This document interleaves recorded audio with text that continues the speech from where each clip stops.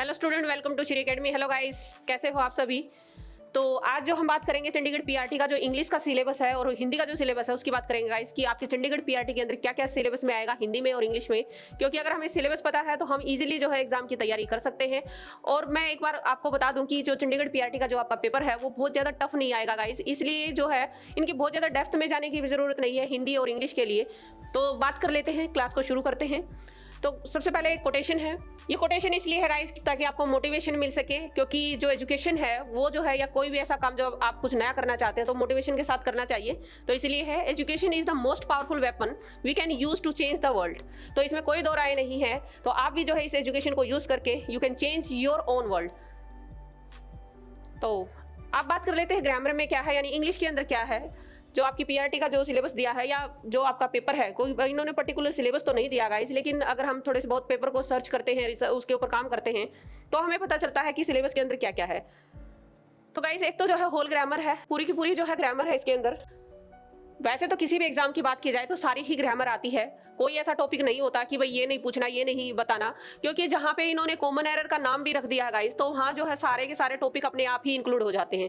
लेकिन जो है अगर इस पेपर की पर्टिकुलर हम बात करें तो इसके अंदर जो है जैसे वॉइस नरेशन के जो है प्रीवियस ईयर के अंदर क्वेश्चन पूछे गए हैं, तो जहाँ वॉइस नरेशन है वहाँ टेंस अपने आप आ जाता है।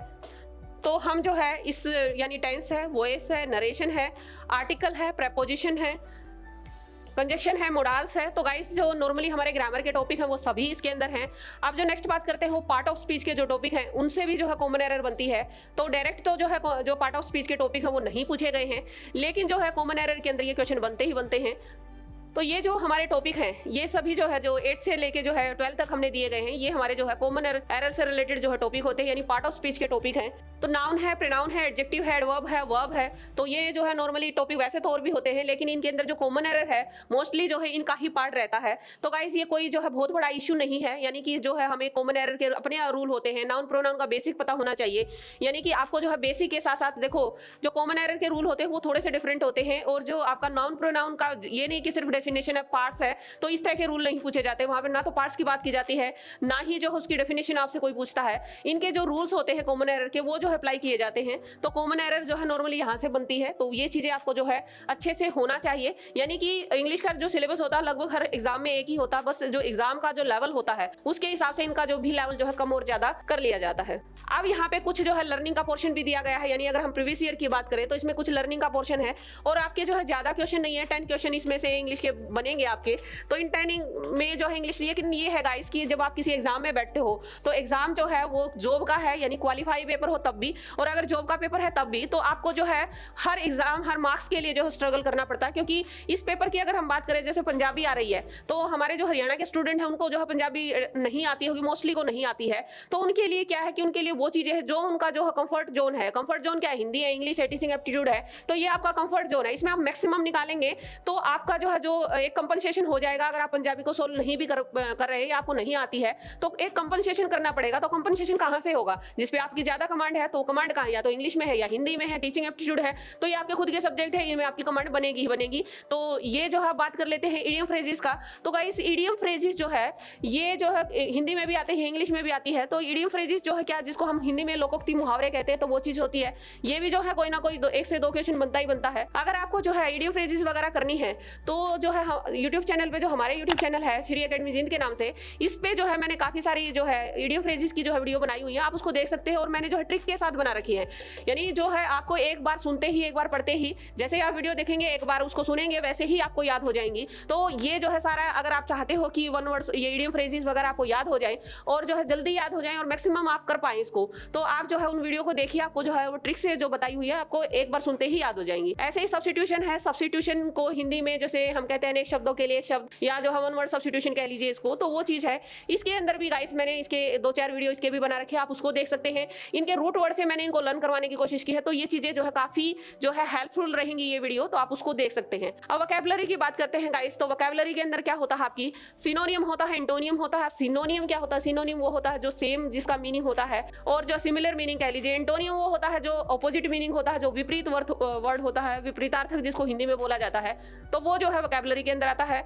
तो गाइस ये भी जो है आपको 2 से 4 वीडियो जरूर मिलेंगी वोकैबुलरी से रिलेटेड, और ये भी मैंने जो है ट्रिक से करवा रखी है। क्योंकि गाइस क्या होता है, आप ये जो लर्निंग का पोर्शन होता है इसके अंदर ये होता है कि आप जो है मैक्सिमम जो है कितना भी कर लीजिए, कई बार ये नहीं पता चलता कि आपने 2000 किए, 1000 किए और उसमें से शायद एक भी ना आए। तो इसलिए इनको जो है क्या होता है, इनकी क्रैमिंग की बजाय इनको जो है ट्रिक से याद किया जाता है ताकि हमें मैक्सिमम याद हो जाए और जो है टाइम कम लगे हमारा और चीजें हमारे पास जो है रिटेन रह जाएं। अब नेक्स्ट पॉइंट की बात कर लेते हैं। तो स्पेलिंग एरर है। स्पेलिंग एरर ये जो है कभी रॉन्ग में पूछते हैं, कभी जो है करेक्ट स्पेलिंग पूछते हैं।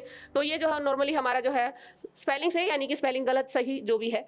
नेक्स्ट बात करते हैं कॉमन एरर। कॉमन एरर क्या होता है गाइस, एक सेंटेंस दिया जाता है, उसके पार्ट्स में उसको डिवाइड कर दिया जाता है, यानी ABCD उसके पार्ट बना देते हैं। तो ये कॉमन एरर है। कोई भी ग्रामर की जो है एक एरर डाल दी जाती है। जैसे मैंने ऊपर बताया, जितने भी ग्रामर के टॉपिक हो कहीं ना कहीं इसके अंदर कोई ना कोई एरर बना के इसको डाल देते हैं। लेकिन ऐसा है कि आपके पेपर के पॉइंट ऑफ व्यू से, क्योंकि पॉइंट है ये कॉमन एरर है गाइस, ये जो है हर एग्जाम में आता है, छोटे से बड़े लेवल पे हर एग्जाम में आता है। लेकिन वही बात है, ये पेपर के लेवल के अकॉर्डिंग आता है। तो PRT का पेपर जो है कोई बहुत बड़ा टफ एग्जाम नहीं है गाइस, ये इजीली जो है 2 से 2.5 महीने में तैयार हो सकता है। तो आप जो है इसके लिए ये है कि कॉमन जो ग्रामर के जो है नाउन प्रोनाउन ये एडजेक्टिव एडवर्ब के जो कॉमन एरर से रिलेटेड रूल होते हैं वो आपको रूल करने चाहिए।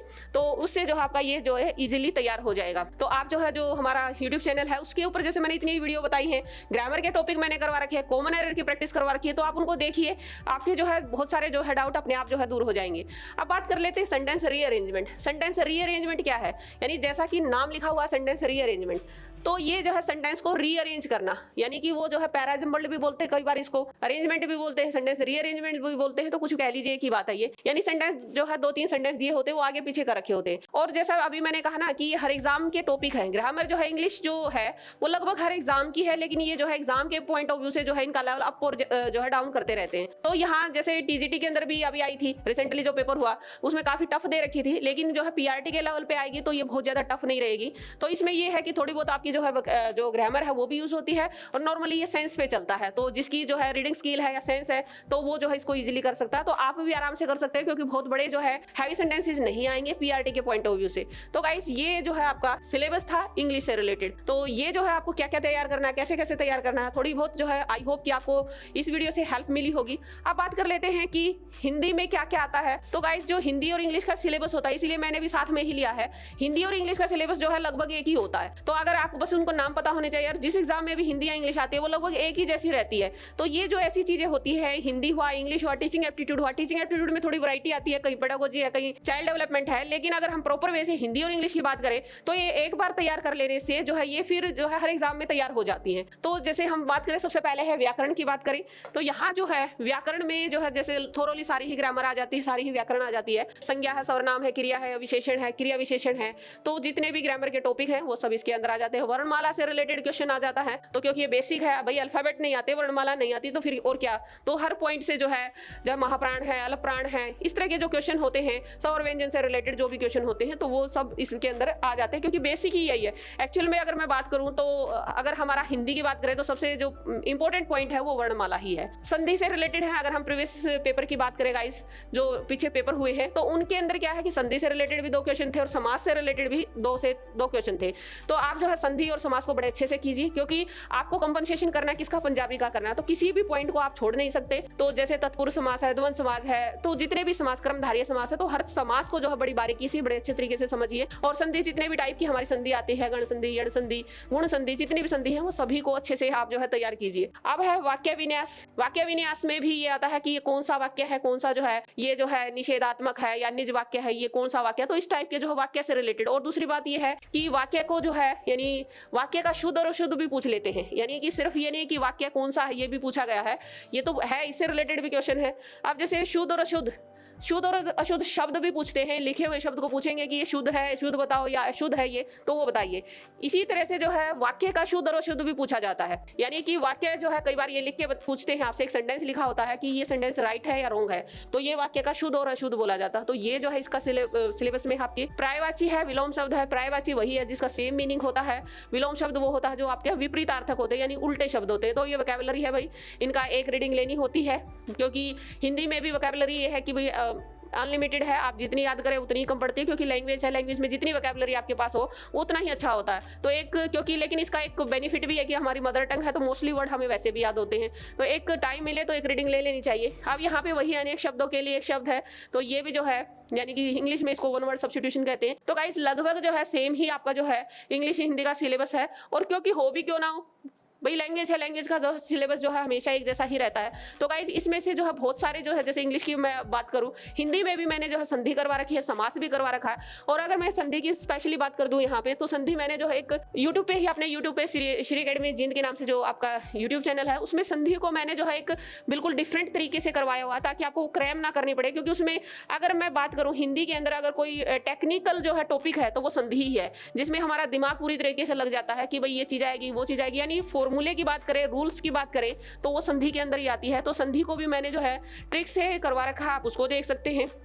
तो गाइस ये हमारा सिलेबस था। इसमें से मोस्टली सिलेबस ऑलरेडी जो है यूट्यूब चैनल पे है, श्री अकेडमी यूट्यूब चैनल पे ऑलरेडी है, आप उसको वहां से देख सकते हैं। ग्रामर से भी, इंग्लिश ग्रामर से भी, हिंदी ग्रामर से भी, टीचिंग एप्टीट्यूड से भी बहुत सारा और जो है सिलेबस ऑलरेडी है। और हमारी लाइव क्लासेस जो है डेली चलती हैं, तो आप उसको भी जो है फॉलो कर सकते हैं। और जैसे कि मैंने पहले भी बोला आपको गाइस कि ये जो पेपर है वो इतना टफ नहीं है, तो इसके लिए जो है कोई पे करने की जरूरत नहीं है, यानी किसी पेड कोर्स में फंसने की जरूरत नहीं है। इसको आप अपनी सेल्फ स्टडी से जो है इजीली कर सकते हो। तो थैंक यू गाइस, फिर मिलते हैं किसी दूसरे वीडियो में, तब तक के लिए कीप वॉचिंग।